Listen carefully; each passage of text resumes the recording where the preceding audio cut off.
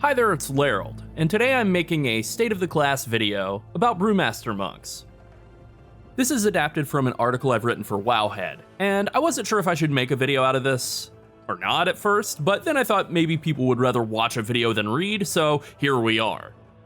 I'd also like to acknowledge that my channel manager Sunset edited this piece, and that was a great help. Thank you, Sunset. So here's the thesis statement, just kicking right off with that. Brewmaster Monk is one of the best tanks in raids right now. You could argue it's the best, but I think there's stiff competition for Blood DKs and Bear Druids. You could call it a three-way tie, you could say monks are anywhere from number 1 to number 3 in a crowded field, whatever. The point is that they are good in raids. In Mythic Plus, Monk is one of the weakest tanks. The reason for this is a lack of consistent way to maintain their health pool.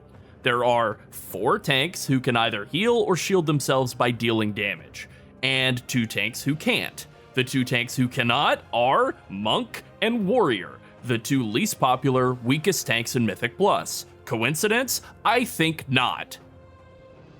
My belief at this point in the patch 10.2 PTR cycle is that the Amir Drasil tier set bonuses, or if you're more of a Mythic Pluser, the Season 3 tier set bonuses, they're the same, they will fix this. Once they do, Monk will not only be one of the top 2 tanks in Amir Drasil, the new raid, but also one of the top 2 or maybe 3 tanks in Season 3 of Dragonflight Mythic Plus. It might just be the best tank at everything. The PTR isn't over yet after all. So let's begin at the logical place, the beginning. When Brewmaster Monk was first introduced to WoW in the Mists of Pandaria beta, it was insane. I wish I had footage because the design during the PTR was, genuinely mind-blowingly crazy. Shuffle, the passive that makes stagger more damage, was a channeled spell. You didn't generate threat, you weren't doing damage, you would literally stand still and shuffle your feet while you were tanking in order to be tankier. Kind of like Zen meditation, but even more ridiculous. Also, stagger was not a damage over time effect, it was a damage echo. You would get hit, take half of the damage immediately, and then 3 seconds later you would take the other half of the damage. Again, completely insane. An absurd class. Thankfully, all of these designs were converted into something much closer to the monk class we knew and loved throughout Mists of Pandaria, and that happened fairly early on in the beta. That class, in Mists of Pandaria, synthesized the 2 existing tanking styles of the time. Reactive self-healing from Blood DK, and proactive damage mitigation from all the other tanks. This combination resulted in a really powerful tank that was complex by the standards of that era, and required a uniquely aggressive playstyle to reach its full potential. And what potential it had! A skilled Brewmaster Monk wasn't just their raid's tank, they would be the top damage dealer and the top healer as well. What a time to be alive, and take advantage of vengeance. It was fast, it was powerful, and it could be dangerous if you weren't ready to handle it. It was a Ferrari of tanks. In the intervening years, Brewmaster Monk was heavily simplified. It had its toolkit stripped down significantly, and its self-healing was greatly reduced.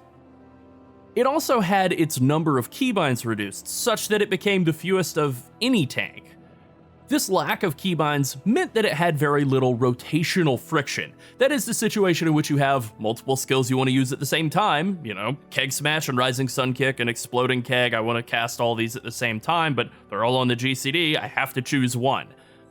That reduction in rotational friction made playing the class a lot easier. It was still a good tank, but now it was safe, reliable, and no longer flashy. Basically, they turned Brewmaster Monk into a Volvo. Then Dragonflight came, and after 8 years of simplicity, Brewmaster Monk's keybinds have ballooned like never before. The developers had lots of good ideas for Brewmaster Monks going into this expansion. Unlike with other tanks and other classes, they didn't just prune down to the best ones, they shoved every good idea they had into the Monk talent tree all at once. Is that good game design? I don't know, but it is interesting. And as a result, the class is more complex now than at any point in its history. It's also really good. Patch 10.1.5 added 3 passive talents: Yu'lon's Grace, Dance of the Wind, and Press the Advantage. These all stand alongside active talents, Diffuse Magic, Dampen Harm, and Weapons of Order, and grant players the option to gain passive bonuses at the expense of active cooldowns. These talents are an optional reduction in complexity, which is a great change considering the current circumstances of the class. Press the Advantage has been particularly controversial in a lot of monk circles because it requires sacrificing Weapons of Order, and Weapons of Order is a powerful offensive cooldown. Despite that, and despite sims and log data accurately reflecting that Press the Advantage is a weaker option in raids, it has seen near universal adoption in high-level Mythic Plus. In fact, all 3 of these passive talents have pretty high usage rates in Mythic Plus for monks, as they significantly improve consistency from pull to pull. This helps shore up some of Monk's biggest weaknesses, even if it costs some burst damage or some burst defensive potential, and it's better to be reliably alive than to have a little bit more burst damage or a good cooldown and then die once the cooldown's not active. This is all good. Reliability and consistency, they're good things for tanks. Having said that, Brewmaster Monks are still one of the more complex, keybind-heavy tanks in Mythic Plus, even with a simplified talent loadout. I'm going to scroll a list of all the skills you're expected to use as a Brewmaster Monk in a Mythic Plus dungeon across the screen right now, even if you've selected all of the commonly used passive talent options. This is a lot to keybind and manage throughout combat as a Brewmaster Monk. Shaving off 3 cooldowns in favor of passive bonuses is good for players looking to get more consistency, or for players who just feel overwhelmed and want to rein in the complexity a little bit. This list also excluded more situational spells that you might not use all the time in Mythic Plus, like Transcendence, which requires 2 keybinds, Zen Meditation, and Vivify. I didn't forget that they exist. Do not leave a comment saying I forgot they exist. So monks have a lot of keybinds in Mythic Plus, but they don't actually have that much rotational friction. There's a lot to press, but once you use your cooldowns, the rotation isn't that complex. It's complex compared to Bear Druid or Prop Paladin, and you do need a lot of keybinds, but it's not mentally and physically exhausting to play Monk in Mythic Plus for long periods of time. And on that note, let's talk about Monk's complexity in raids. In raids after patch 10.1.5, Monks have become even more complex than they were before. First off, none of the 3 new passive talents have seen mass adoption in raid settings at all, because their consistent value is much less effective in the situations that make raid encounters difficult. Bosses tend to blast tanks with big bursts of damage. Having a major cooldown like Dampen Harm to mitigate that damage is generally way more valuable than just dodging 10% more often with Dance of the Wind, and then Neltharion blast your bones into dust with his tank-killing smash. Here's where things get more complex. Patch 10.1.5 also greatly increased the damage of Tiger Palm, which caused the talents Blackout combo and Face Palm to become the cornerstones of the current single-target Brewmaster Monk raid playstyle. Brewmaster Monk's goal in single-target raid fights since patch 10.1.5 is to consistently use Blackout Kick and Tiger Palm every 4 seconds no matter what else is happening. Thanks to Blackout combo and Face Palm, this rotation massively increases your damage. We're talking upwards of 10,000 DPS. That's a lot of damage. Because of this rotational requirement, every other offensive and defensive skill has to fit into the 2 global cooldown windows in between each Blackout Kick and Tiger Palm cycle. Now, it doesn't have to be a strict Blackout Kick, Tiger Palm, then 2 GCDs. There are some things that you can fit in between Blackout Kick and Tiger Palm, Rising Sun Kick, Rushing Jade Wind. But generally speaking, you're still using those 2 spells in every 4-second window. That list of skills you need to fit into those 2-second gaps is more or less the same list of spells I put on screen earlier, and also Weapons of Order. This creates a hectic playstyle in which you constantly juggle your less important offensive skills, cooldowns, and survival skills in between your main 2-hit combo.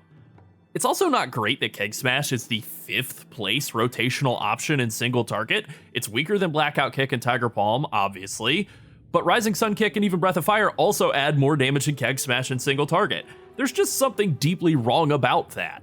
Keg Smash is Monk's most iconic skill. It shouldn't be the one that deals the least damage in raids.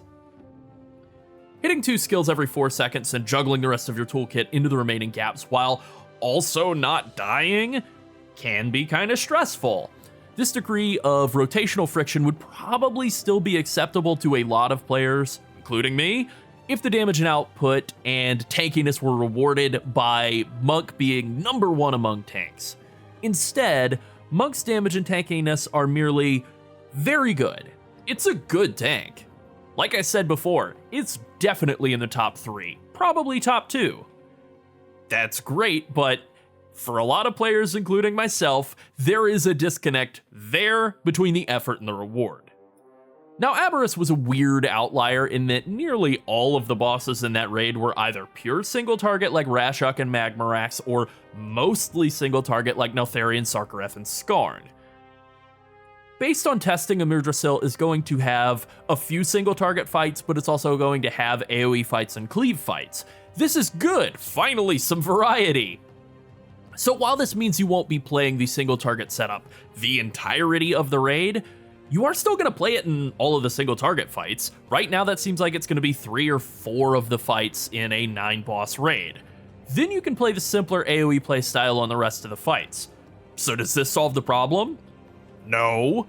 If anything, it might make it worse. No other tank has such a radical shift in playstyles between AoE and single target. It's not like on a Prot Warrior you go from Shield Slam being your most important spell in single target to you barely even use it in AoE, you let it sit on cooldown for like 7 seconds at a time. This doesn't happen with anyone other than Monk. And now you get to swap back and forth between those talent setups and playstyles on every other fight. It's a concern. So now let's talk about popularity. In Aberrus, Brewmaster Monks are currently the second most popular tank in terms of representation in Mythic raids. They're slightly behind Blood Death Knights. This comparison assumes that we're just looking at all bosses and weighting them equally, which is potentially a bit misleading. If we filter down to Mythic Neltharion and Sarkareth, Monks are the number 1 tank. They're really popular in raids. Does this mean they're good? Yes, it does. In Mythic Plus, the situation is reversed. Comparing tanks completing timed runs at the 25 plus level, the highest levels of Mythic Plus, Monks make up 3.9% of the total tank population. There are 7 unique Monk players in that cohort group. Shout out to them, they managed to outnumber the 6 warriors in the same range. Pretty cool, good job guys. But it's a small group. If we expand beyond that incredibly narrow band of high-level Mythic Plus players and compare all unique players who are timing runs in the 14+ range, Monks are the least played tank, representing 9.9% of the total tank player base in lower-level runs. So why is Monk such an unpopular Mythic Plus tank right now? Brewmaster Monks' defensive toolkit is extremely well suited for raids. Unfortunately, the aspects of their kit responsible for their strength in raids are a big part of what make them so weak in Mythic Plus. Monks take more damage than other tanks, too much to be highly competitive in Mythic Plus. This creates a reliance on external healing, which is fine in raids. Monks have pretty good self-healing in big bursts now as well, so you're not totally at your healer's mercy anymore. I love it. You just need some outside help to keep your health pool afloat. You have damage smoothing through stagger, which makes that task of keeping your health pool up a lot easier for healers than for other tanks. And with 5 of them in an average raid group, keeping your health pool afloat isn't a big struggle. Or at least it shouldn't be. In Mythic Plus, that reliance on external healing becomes a serious issue. You need more constant attention than most other tanks, you only have 1 healer, and that's not a recipe for success. Here's another example of something that's great in raids and works poorly in Mythic Plus. Celestial Brew. It's great in raids, it hard counters a multitude of predictable raid boss abilities, and it is on a cooldown that is really short compared to most dangerous raid mechanics. It's pretty much available for most of them. In Mythic Plus, you take tons of damage all the time, so Celestial Brew is more just a damage shield that gets chewed up in a handful of seconds during dangerous pulls, and then it's on a 20 to 25 second cooldown. Those 20 to 25 seconds between Celestial Brew casts are a trip to Painesville. It's just not available often enough to remedy Monk's two big defensive shortcomings, which are taking more damage than other tanks and needing more external healing. Reducing Celestial Brew's cooldown probably could fix Monk's problem in Mythic Plus, but that would create serious issues in raid balance. In Mythic Plus, Monk's damage output is great. I didn't want to gloss over that. I want to be very clear. A Brewmaster Monk in Mythic Plus is a bit of a glass cannon. Keg Smash, Breath of Fire, and the synergistic talents that they have all deal tons of damage. But monks have no way to directly convert their damage output into damage mitigation or healing. This is their real weakness. You have Expel Harm on a 5-second cooldown, and it's a good heal. You have Celestial Brew on a 25-second average cooldown, and it's a good defensive cooldown. These are not the same as being able to press Thrash and get a big shield from dealing damage. They're not the same as getting shielded for 100% of the damage your Avenger shield deals, or getting huge heals every time you press Death Strike or Spirit Bomb. They're just not the same. Monk's weaknesses could be offset by a higher stagger value, more health, more baseline damage mitigation, or more armor. This is the thing that Blizzard has done in previous iterations of the class to make it a little bit more competitive in Mythic Plus. Or they could do the thing they did in Shadowlands to just make the class extremely strong in Mythic Plus, and that seems like what they're doing. They're giving monks a really awesome tier set bonus. And now here, we transition into the positive section of the video. This is an uplifting message for monk enjoyers. All 39 tier set bonuses for Dragonflight Season 3 were announced in conjunction with the patch 10.2 reveal. Blizzard actually posted them all as blue text. This is not usually how they do it. They usually roll them out kind of slower over the span of the PTR. This difference in approach indicates to me that Blizzard's pretty happy with the tier set bonuses. Now, since that point, other tier set bonuses have been tweaked or revamped. The Prop Warrior one is a particularly strong example of a positive rework, but the Brewmaster Monk set remains untouched. I don't think it needs any changes. So here are the Brewmaster Monk Dragonflight Season 3 tier set bonuses, and I'll read them for you because I know some people like to set a video on and then play video games and look at a different screen. 2-piece bonus. Breath of Fire deals 20% more bonus damage as Shadow Flame and causes you to heal for 50% of all fire damage dealt. 4-set bonus. Your attacks against targets affected by Breath of Fire have a chance to deal 10% extra damage as Shadow Flame, and each Celestial Brew also grants a stagger absorb equal to the amount of Shadow Flame damage you have dealt, causing damage delayed by stagger to instead be prevented. Okay, here's how this actually works. In Mythic Plus, roughly 20 to 30% of the damage you deal as a monk is fire damage, and the 4-piece bonus is worth an average of 5% more total damage as Shadow Flame, and Shadow Flame counts as fire damage, which feeds back into the 2-piece. These two bonuses combine to give you about 10 to 20% leech on top of the rest of your kit. This basically fixes Monk's main problem in Mythic Plus. It directly gives them a way to efficiently convert their offensive actions into defensive power. This is really good. Exactly how much healing this provides is subject to a lot of variables, including but not limited to weekly affix, dungeon, route, player skill, party member DPS, item level. Do you have an augmentation evoker? Did your party members talent into their interrupts? Are your party members using their CC? Is the augmentation evoker remembering to press their talent choices? RNG. All of that being said, it's reasonably worth 10 to 20,000 HPS in current gear levels, so about 15 to 25% more self-healing, with the added benefit that most of that healing comes through as a steady stream. The only fire damage cooldown monks have is Exploding Keg, so this is a very consistent bonus.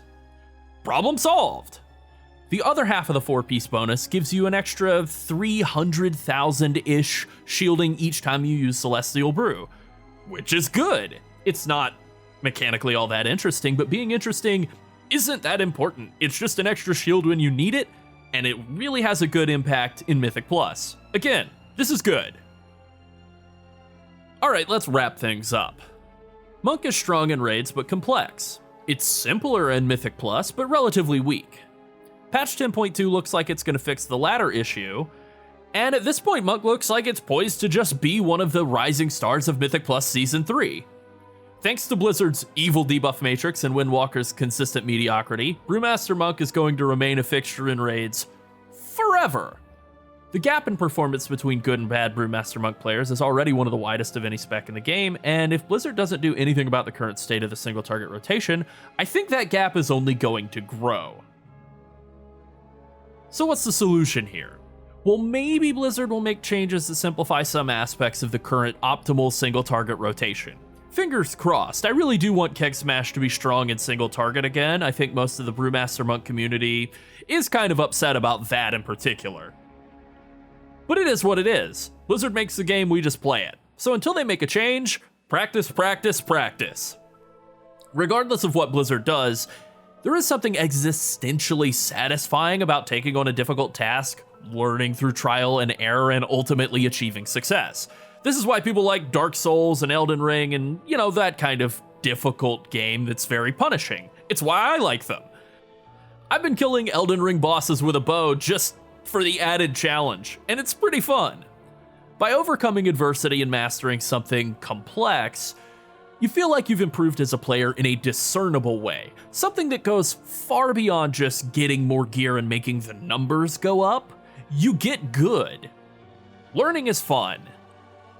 So if a complex, fast-paced, extremely powerful tank appeals to you, check out Brewmaster Monk. There's plenty of reason to play it, a lot to learn, and a blindingly bright future in patch 10.2. Alright, that's it. Thanks for watching. Bye.